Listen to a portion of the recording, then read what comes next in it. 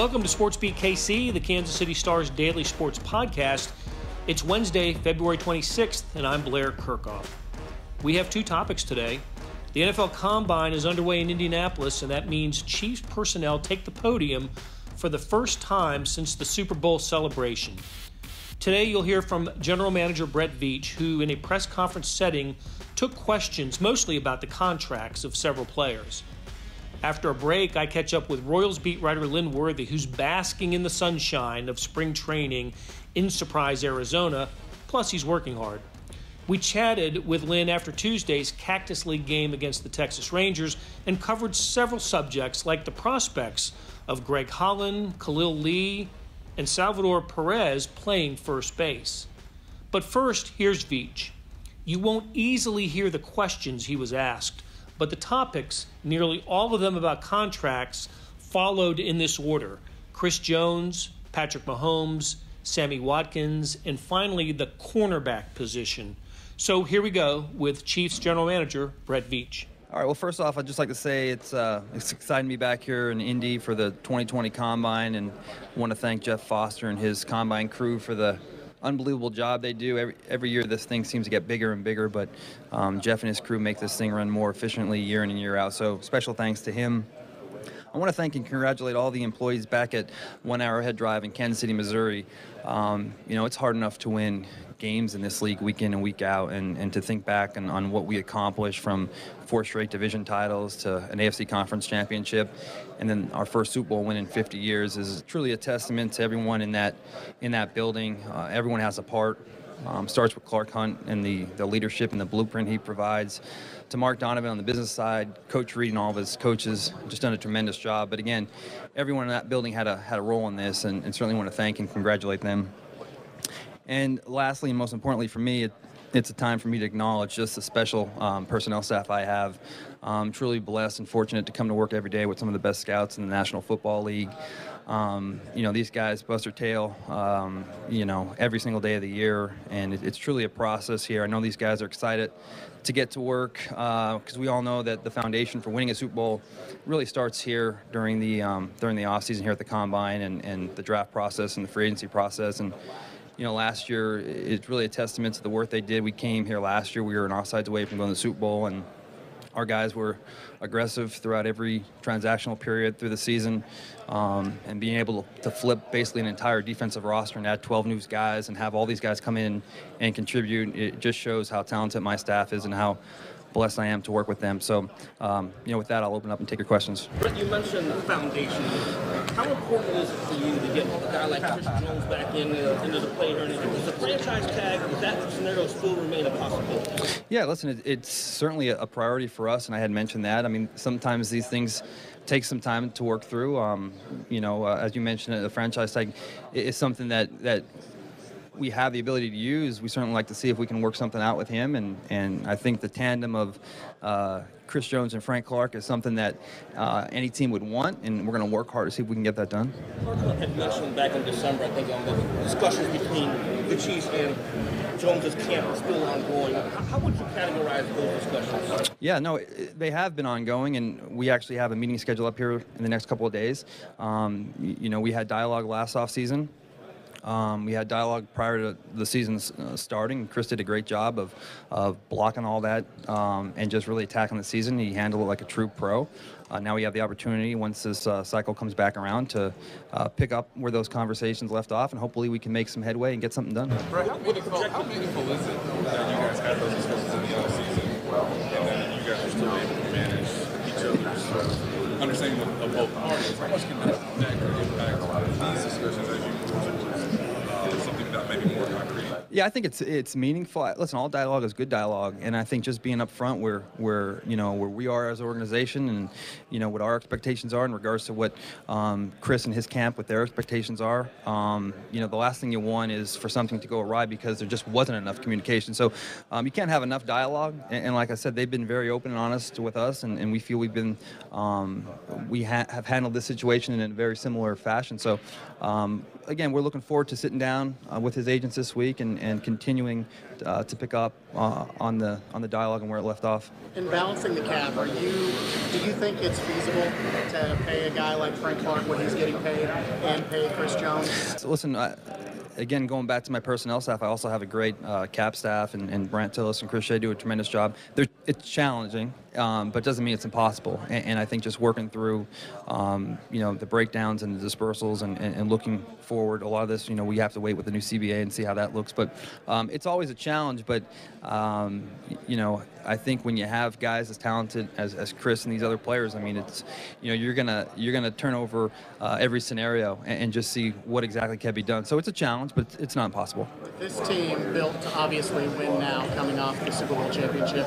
I mean, do you see Chris Jones being in a Chiefs uniform this year, whether that's playing under the tag or getting something long term? I mean, is it hard to imagine him not being here? I would say that it would be, a priority for us to make that happen. And, what transpires in the next few weeks or months is to be determined. But certainly our goal and our intent is to keep him in Kansas City.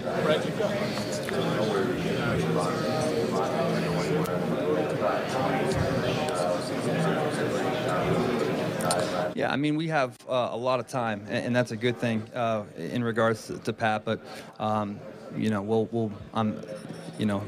almost certain continue dialogue with him like we've had with Chris and these other guys, and as we kind of work through the new landscape of the NFL and the new CBA, we'll certainly get together and hopefully we can get something done. But I mean, that's another big priority.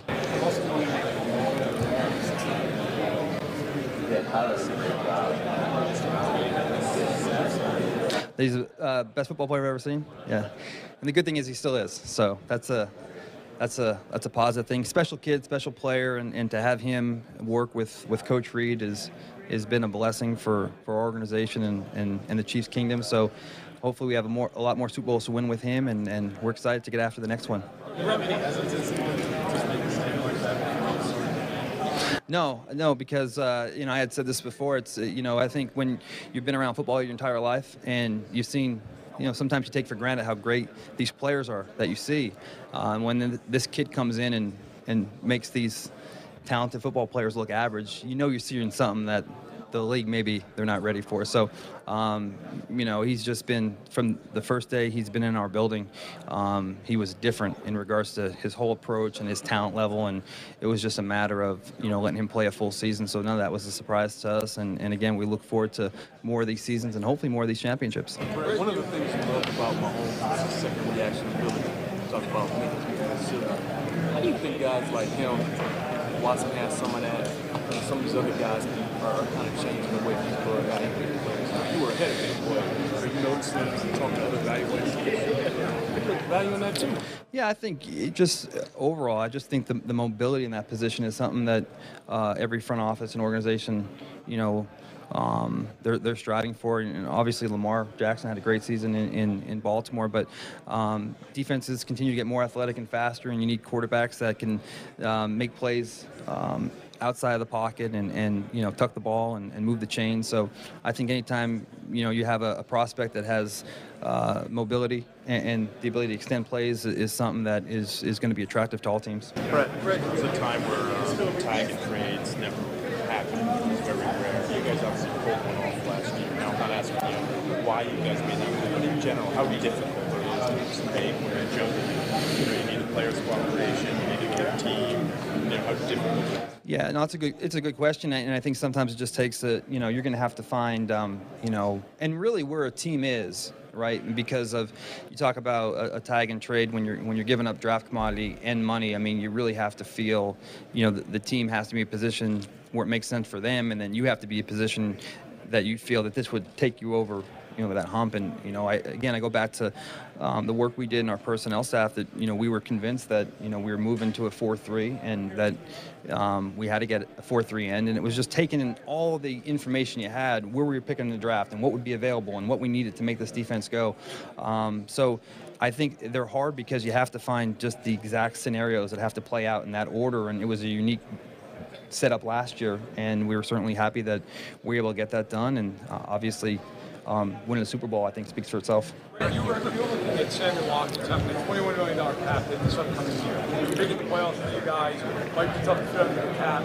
How do you look at this situation? Do you see there any way you can stay on the team without a pay cut or restructure? Where are you with that situation? Yeah, Sammy's a guy that, like Chris, that we're going to have dialogue with this week. And, there's certainly different options and different scenarios that could play out with him. He's a guy that we do want back. Again, these are good problems to have because when you win a Super Bowl, you obviously have a lot of good players and they make a lot of money. But Sammy's a guy that, as you mentioned, I mean, he's been critical to our playoff success. And just having dialogue, again, like we're going to meet with the Katz brothers. We'll meet with Torrey Dandy, Sammy's agent. We have good relationships with these guys. And we'll sit down and we'll talk about the landscape of where we are and what would make sense to us and how we can make this work. And we'll get feedback from them in regards to what they're looking for. And hopefully we can bridge a gap and make something happen and keep as many of these good players on our team as possible. Couple more, everybody. Couple more. How do you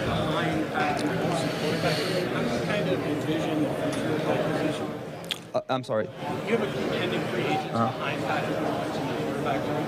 I'm just curious. Yeah, no, listen, we've been blessed and fortunate to have two veteran guys that just did a tremendous job. Chad got hurt, and then Matt came out of retirement and played really good football for us. And that Minnesota game that we won in the middle of the season was a big deal.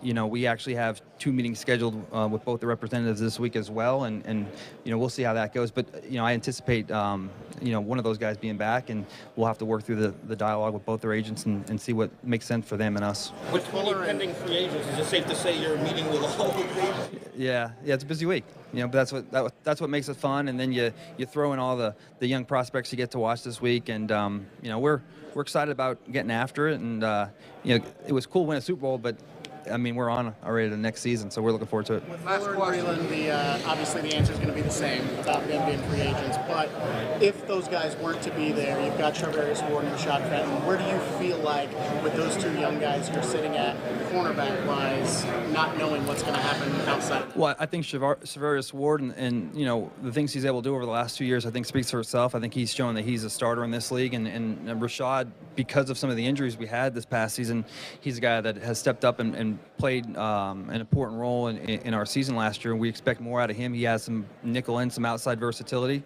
We're excited with both those guys, but the volume will be low if we're not able to retain all these corners, so we'll certainly be trying to address that as we move into the offseason here. I think when you talk about starters, we do so much, Spags does such a great job of mixing up what he wants to do day in and day out, and we do so much nickel and dime stuff. To say he's a starter, I mean, maybe a different take from somebody else, but just knowing what Steve does and how he implements so many defensive backs, I mean, these guys are going to play 60, 70, 80% anyway. So, I mean, those guys are basically starters. Hey, it's Blair. Hey, we have a special subscription offer for SportsBeat KC listeners, unlimited digital access to the Kansas City Star's award-winning sports coverage. Sign up now for 1 year of Sports Pass for access to all the sports news, features, and columns we have to offer. And it's only $30. That's a 40% savings off our regular rate. For your convenience, your subscription will automatically renew after the initial term at $50 unless you tell us to cancel. A lot of subscription services won't tell you that. They'll just sneak it on there. We just told you. Your subscription helps support the sports coverage of kansascity.com and the Kansas City Star. Please visit kansascity.com/SportsBeatKC offer to get this special offer. And as always, thanks for listening. Lynn Worthy, Royals beat writer, joins us from Surprise, Arizona. And Lynn, I've got the long-range weather forecast for Surprise called up here, and not a drop of rain in the forecast for it looks like about 10 days, and highs in the mid-70s, lows in the mid-40s every night. It just seems like perfect spring training weather for everybody who's playing in Phoenix, but more importantly, for the writers who are in the Phoenix area. Yeah. I mean, I think it was yesterday or the day before it got into the neighborhood of 60s, low 60s, mid-60s. And, I mean, I think I actually had to put on, like, the pullover on, during the day the other day. So it was it was a trying time, but, we powered through it. And but it's good to hear that we'll be 70s and 80s the rest of the way. So yeah, well, this is what spring training should be, and I'm glad it's going to work out for you. Let's talk about some developments involving the Royals here since they started playing games here over the last several days. One thing that I found interesting was the one inning pitched by Greg Holland. I think it was on Monday against the Padres. Holland got a 1-2-3 inning, and I think he was credited, got the victory in that game. And for Royals fans, they are so familiar with Greg Holland, who was over 40 saves a couple of times for the Royals. Left the organization for several years, but is now back. What's his status? Where does he stand with this team? What are the chances of him being on the roster? Well, it's not a given because he signed a minor league contract. So even when we talked to him after his outing yesterday, that was one of the things he said is it's a little different this time being at spring training because his main focus is making a team. It's not just like you come into spring training and you can have some veteran guys who your spot's secure, you just work on some things. He's got to actually, prove some things to the coaching staff, the front office, just to make sure he's on this team before you can just say, okay, I don't have to worry about, roster. I can just worry about fine-tuning this, working on that, adding this. First things first, he's got to make the team. I think there's a pretty good shot of that considering his track record, his familiarity with the organization, and the fact that, he still seems like he can get people out. I mean, it's spring training here, but I think he's still got that good breaking ball, the slider. The velocity isn't quite what it used to be, but he can still, I think, get guys out. And if he can do it consistently enough, I think he'll get a shot in this bullpen.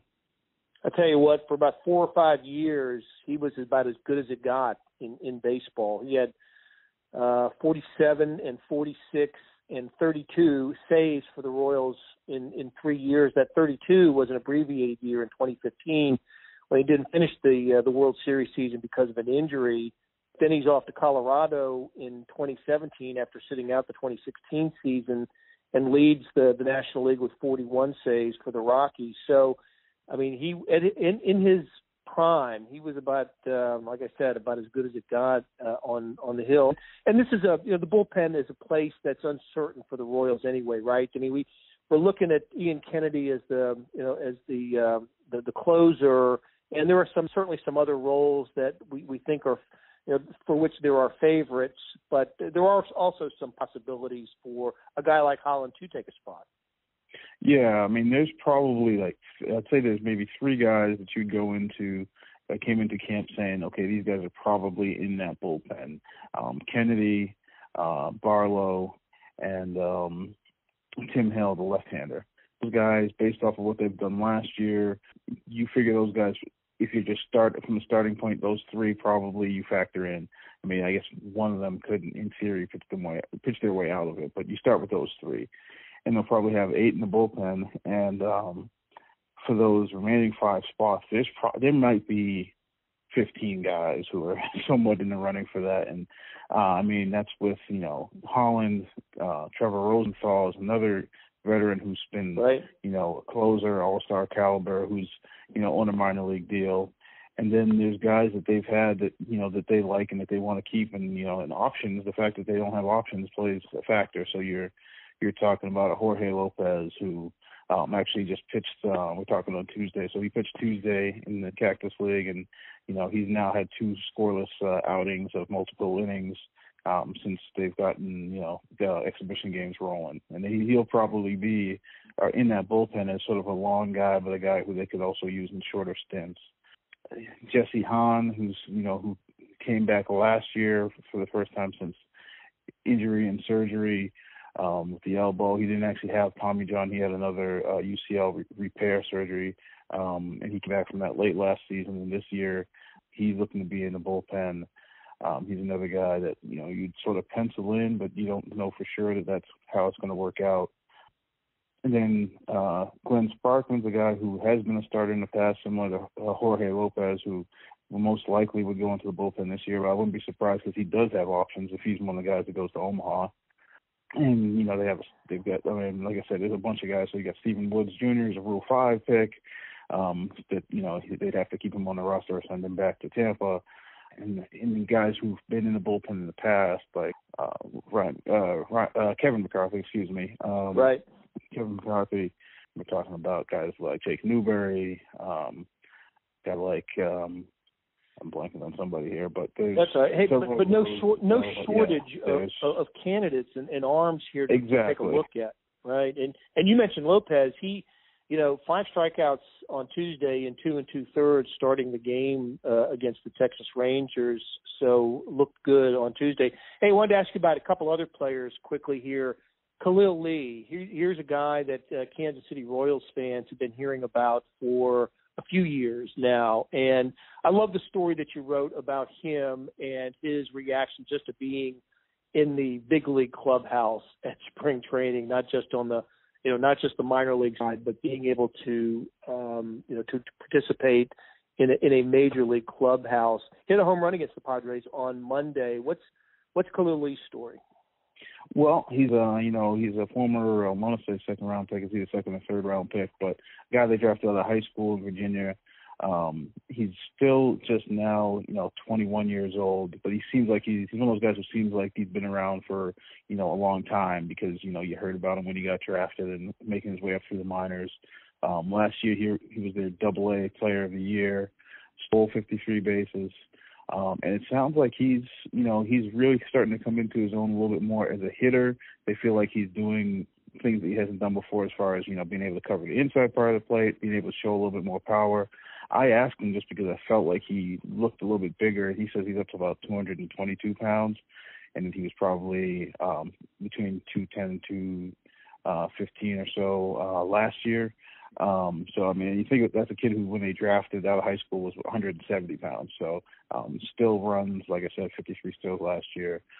And this is his first time actually being in big league camp. He's a guy who people have seen in big league spring training game, but he was always on the minor league side. So that's one of the things I talked to him about, because one day I'm walking around while they're doing the workout and I see, George Brett just say, "Hey, Khalil," and starts, just asking him stuff. They're just having a little chat by the batting cage. And so I asked him about that because I'm like, for a guy who's still really young, for George Brett to be asking you about what you're looking for and what's your approach at the plate, that's, that could easily be some pretty heady stuff.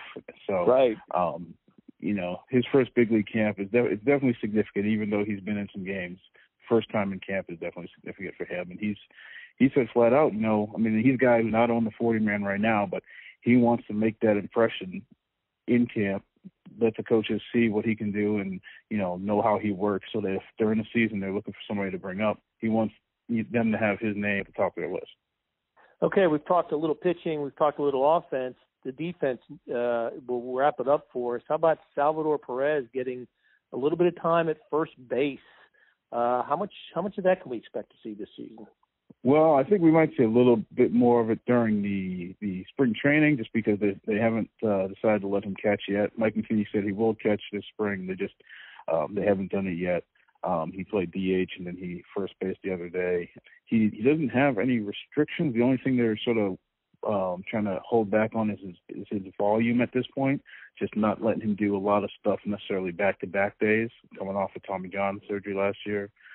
He's got his 1-year appointment. I think it's the first week or so of March. And after that, it seems like it should be full go, no restrictions, just all out, getting ready for the season. But he hasn't caught in the game yet. So he did play first base. And it was interesting that one of the first couple of days that pitchers and catchers were here, he was asked about first base, because that had been, something that was talked about in the offseason, I think, by both Dayton Moore, general manager, and Mike Matheny, the manager, that they might have to get him some more days at first, DH, and, just sort of ease him back into the everyday catching. And so when it was brought up, Salvery said, no, I'm not. He said, my position is catcher. I'm not first base. He said, my position is catcher. He said, I prepare to catch 162 games.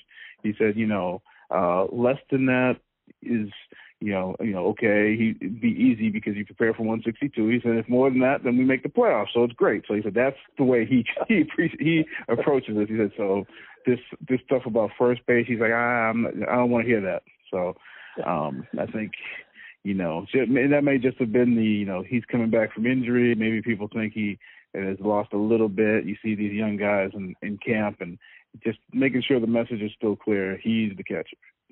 And besides, there are a couple of candidates for first base. When I look around the diamond, I see that as the one position where just not 100%, less than 100% sure who the starter is going to be. I know Ryan McBroom had a home run on Tuesday, and O'Hearn is still the guy that I suppose everybody looks at. So it just seems like, if I got that right, the first base is still the sort of the position of a little bit of uncertainty of who's going to end up with the most at bats, most innings at that position. Definitely, because O'Hearn, who I think he hit a home run. I want to say it might have been the opener for Cactus League. He has one the other day, and they've expressed a lot of confidence in him and what he's done through his career in the minors, and they feel like last year he had a combination of bad luck and just sort of things piling on top of each other when he didn't have success, and then just sort of snowballed on him. And then McBroom, who they didn't even acquire until the very end of August last year, and he came up and was in the big leagues in September with an organization he'd been with for like 5 minutes. And he swung the bat pretty good. He just didn't. The thing you didn't see was the power, because he had hit 26 home runs in AAA, and that wasn't a Pacific Coast League. That was on the East Coast in the International League. So there's real power there. As a matter of fact, I think it was 2 or 3 games before he got acquired by the Royals, he played against Pawtucket, which had Matheny's son on it. So Matheny was there and saw him hit 2 home runs in the game on a day when the ball wasn't carrying. So they know he's got power. He just hadn't shown it. And so a day like today, when the wind's blowing in and he hits a bomb to left, that's what they were waiting to see from him. And there's even a little talk that, depending on how flexible they have this roster, a guy like Hunter Dozier, who's going to be playing outfield, could be a guy who gets some time at first base, or is a late inning first guy who gets shifted to first base when they try and move some guys into the outfield. So first base still remains a little bit of a question mark on how exactly that's going to play out. Very good. Okay, Lynn Worthy, thanks for the catch-up, and we will talk to you again soon. No problem. I'll enjoy the sun. That'll do it for today. Thanks to producers Randy Mason, Savannah Smith, Derek Donovan, Beth Welsh, and Chris Fickett for putting together today's show. Hey, where you can leave a comment and give a rating, please do. And we'll be back on Thursday with another SportsBeat KC, where we talk sports in Kansas City every day.